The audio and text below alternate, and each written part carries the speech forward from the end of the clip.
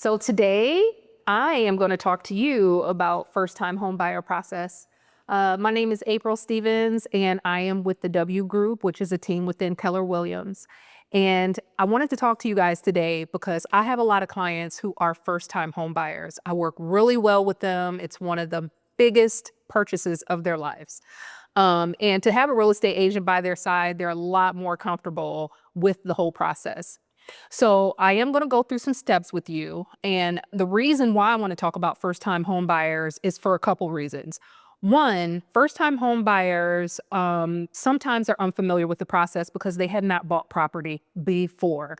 And with my first-time home buyers, what usually happens, they become my sphere of influence.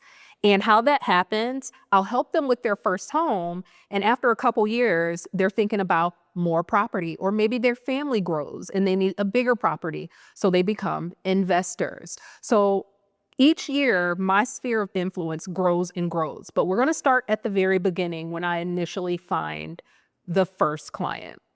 So when I initially interact with them, it's usually over the phone or at the actual property that they wanted to take a look at. When I meet them at the property, I usually let them look around at the property. We're just meeting, we introduce ourselves. After they get done looking at the home, we get back together. And to be honest, I actually do a pre-qualification. I know they're interested in this home, but can they really purchase the house? Is this something that really fits their budget? So some of the things I usually quickly go through, I'm not a lender, but to know if I'm going to give them off to our lender, who is our preferred lender, Brett and Brittany Boudreau, that works with Keller Williams, I just make sure that they are able to purchase this home. So I'll ask possibly what's their credit score? Do they have a W-2 job, at least 2 years? And what's their budget? So when I ask that question, it's pretty tricky because they're thinking the big number, right? That huge $1,000 or $1 million number. But that's not specifically what I'm looking for. I'm actually looking for a monthly payment that they're comfortable with paying. So once I get those 3 questions answered, I can move on to the next step. So I mentioned Brett, who is with First Option Mortgage, and I refer them out to our lender. So what usually happens, they go to him, they get pre-qualified, and I kind of stay to the side until they get what is called a pre-approval letter or pre-qualification. Once that happens, I am ready to go. It's go time. And with that pre-qualification letter, what happens once we find the perfect property within their budget, we're also looking for a few things in their home. I'll ask them, okay, what location? Where do you want to live? How many bedrooms do you want? Is a garage important? Those are the things that I kind of ask my clients so that I get a feel of what they're looking for. Now, I know what they want, they're pre-qualified, and we're on the hunt. Once we find that perfect house, the next thing I do, I discuss with them pricing, what would they like to offer, and I make the offer. We give the seller a deadline to respond back to us, and within that deadline, we get an answer. Once they're officially under contract, hooray, right? Once we're officially under contract, the next thing is earnest money. So earnest money or deposit is usually a percentage of the sales price.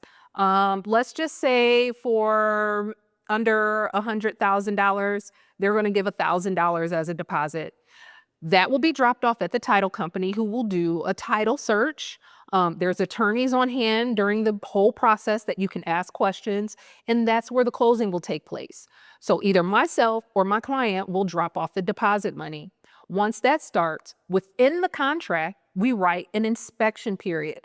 Very, very important. I also use this as something to help relax my client because with the contract, super official, super formal, right?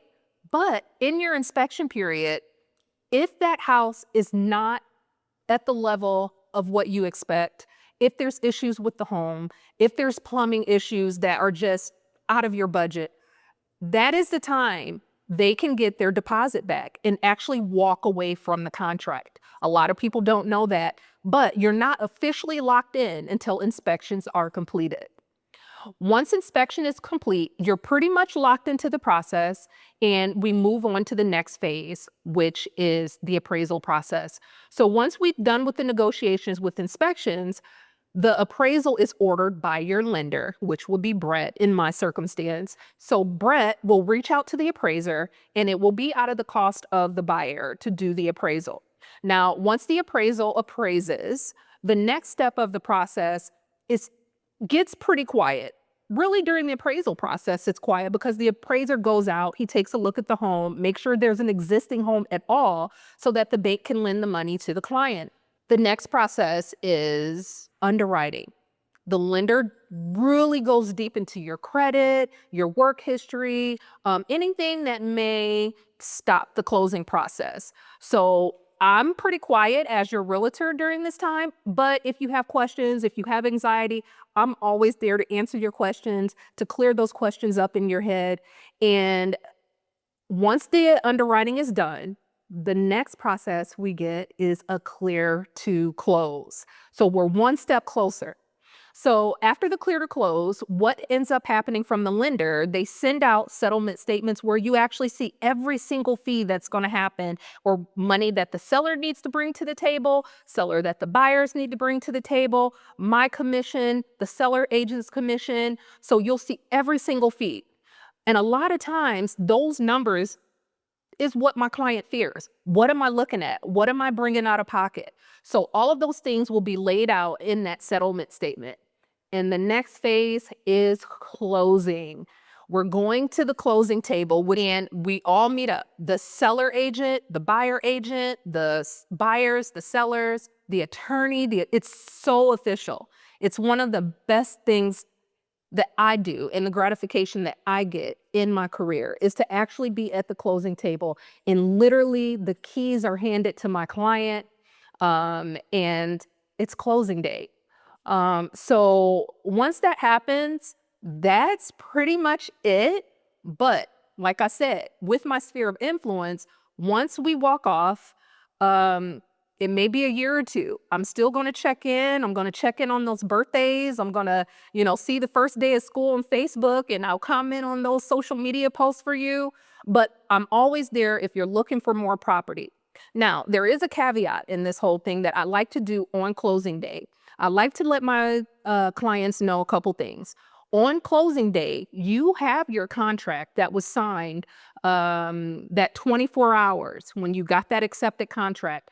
You can actually take that, and on the day of closing, based on that day that's on the contract, make sure that you get those utilities moved over on that day. A lot of people forget that. So make sure on the day of closing, you call the water company, gas, electric, any utilities that goes with that house, and that you actually make sure that those utilities are turned over into your name from the old owner.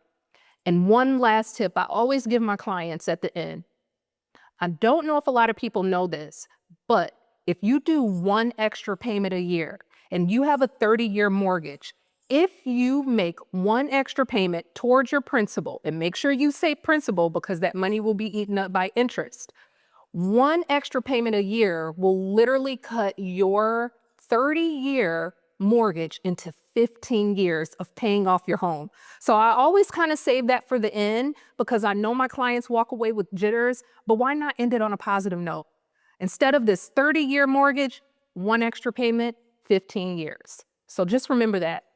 And that's it.